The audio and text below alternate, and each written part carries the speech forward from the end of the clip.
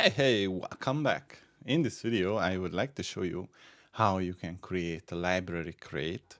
And I think in the next video, we are going to take a look at how you can publish it on crates.io. So in Rust, library crates are basically libraries. If you are coming from Python, those would be modules that your crates can reuse. And there is an interesting structure that you need to adhere to make it a valid crate, and I would like to show you my experiences. So let's call this new demo crate, or let's call this Reaper demo crate. And this is going to be a library crate. Now, in the NeoVim, this is how the layout looks like. And we have a cargo toml file, which is going to describe basically what is it, or what are the dependencies, and so on and so forth.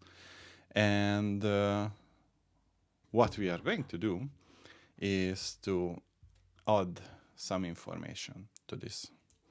So first, what we want to do is to specify a README, which is going to be readme.md. And basically, this has to be a relative path to your cargo toml file. So if I specify just simply readme, then I have to create the readme in the root folder. And here I can say, welcome. This is just a demo crate for my YouTube video. Let's close it. Afterwards, what you may also want to specify is the license. It can be MIT or Apache 2.0, whatever your licensing needs are. You can also specify authors, and it can be a list. And if you specify the name, for example, my name, then afterwards, between these greater than and smaller than signs, you can specify an email address, gmail.com, and you can specify keywords, and these are going to help finding your crate on the crates.io if you ever publish it. So demo YouTube guide, whatever. And if you plan, you can, in the next video, we are going to see what additional informations we can add to make it like more fancy if you upload it to crates.io. But for now, this should be it. And we also have dependency sections and other stuff. There is a pretty good description, which is the manifest format from the Rust book. So I'm going to drop it here. These are all the options that you can configure based on your needs. We are not going to go through every one of them. But the next thing that we want to do is to save it and create the rest of the structure. So for example, I say that my crate is going to need some source files. And for the source files, I usually like to create separate folders so they can separate the RS files. What I mean by this is I can add the child node, and let's say that it is going to have an API subfolder and a CLI subfolder. Now, in these two folders, what we can do is to specify a file called mod.rs, and here also the mod.rs. And this mod.rs is going to allow us to use different ways to expose the functions and structs and enums and whatever we have in our crate.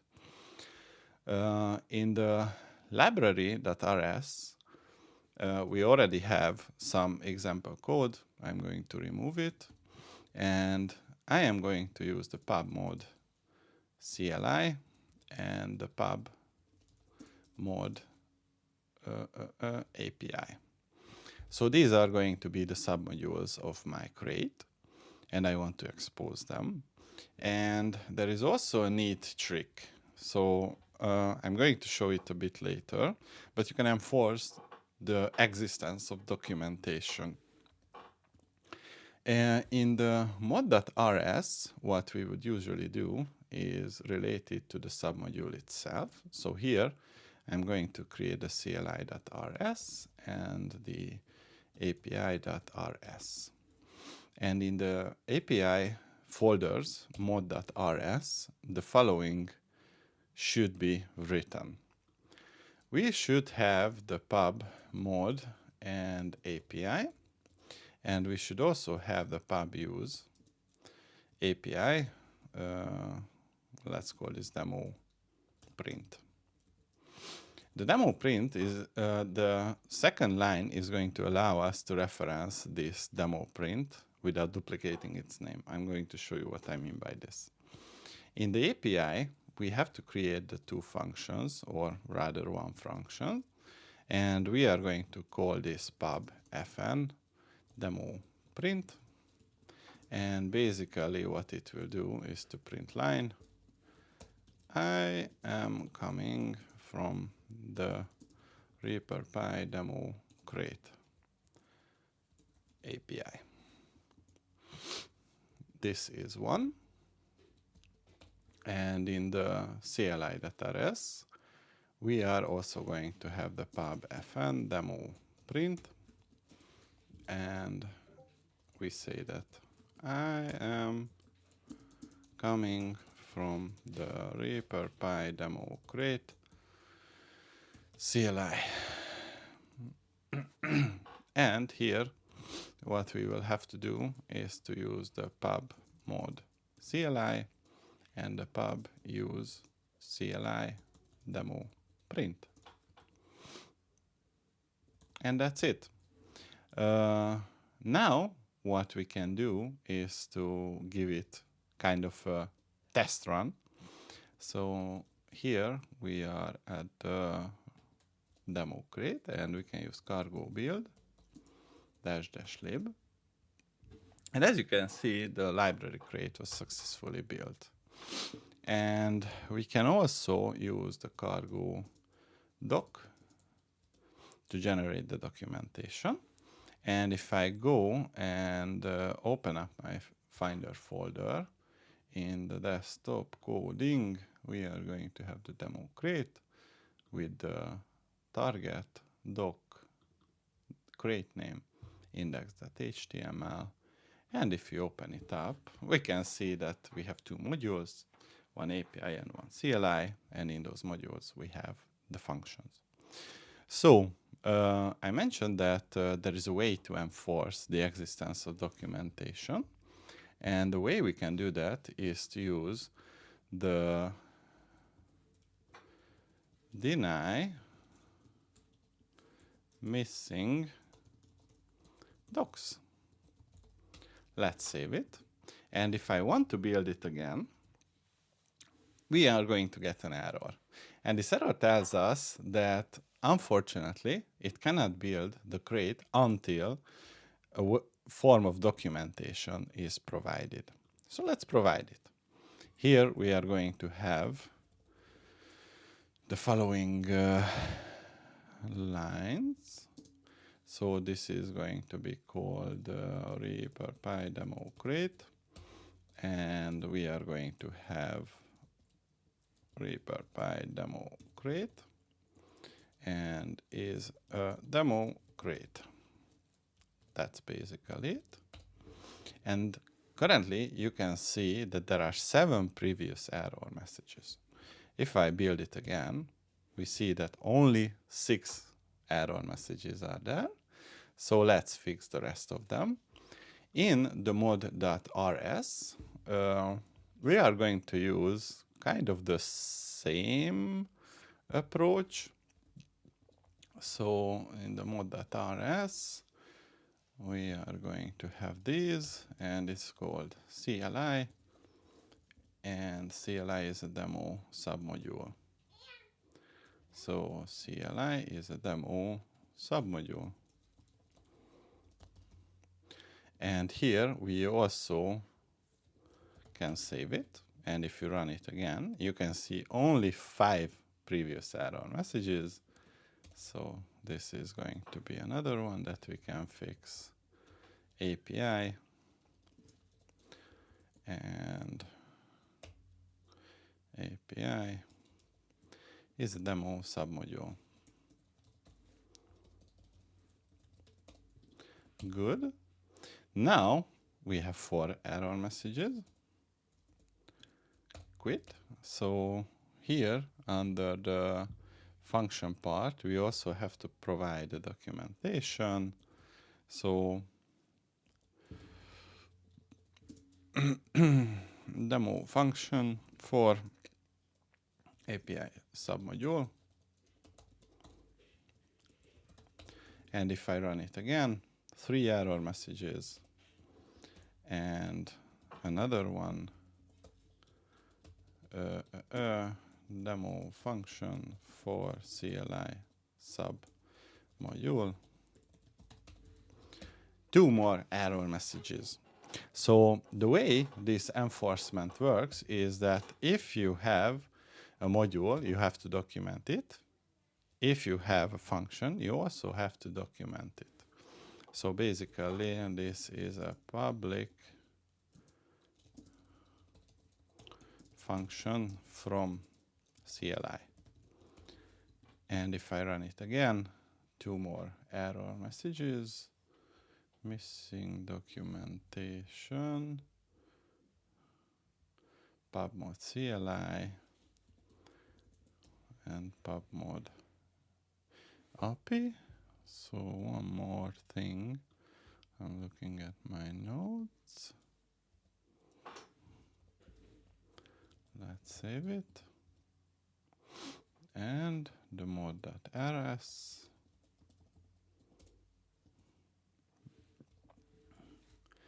Okay. Mod.rs. So 1, 2, 3. This is a demo function. And let's do it this way. This is a demo for API. Right quit and the mod.rs. And here we are going to have this is also a demo for CLI. Let's save it and build it. And there we go. Now if we use the cargo docs and go back to the web interface or the Safari and refresh it, you can see that these doc strings are there. And we have the modules, the re-exports, and the API.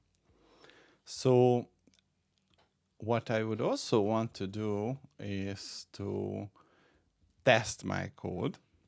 And in order to write tests, what you have to do is you can have different approaches, but what I found to be working is to create a tests folder. And inside the tests folder, you can create files which are supposedly testing something. So aptest.rs. And here, if we open it, we can write our test. And we have to use the Reaper Pi demo create and API and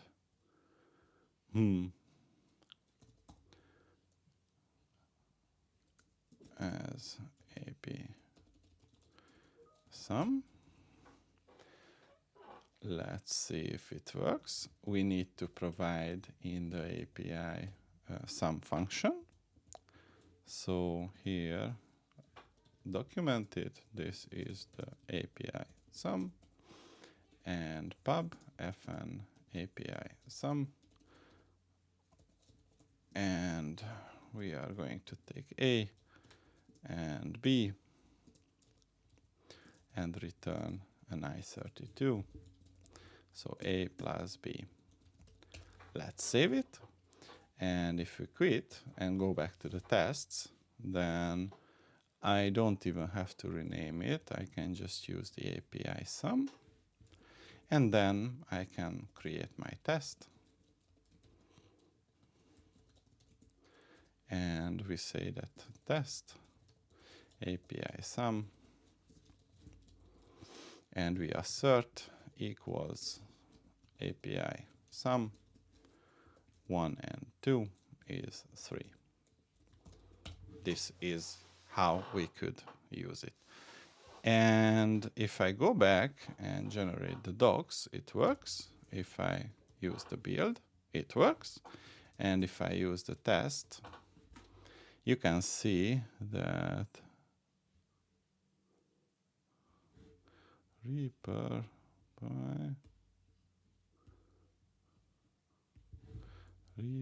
demo create. Oh, sorry, Reaper demo create.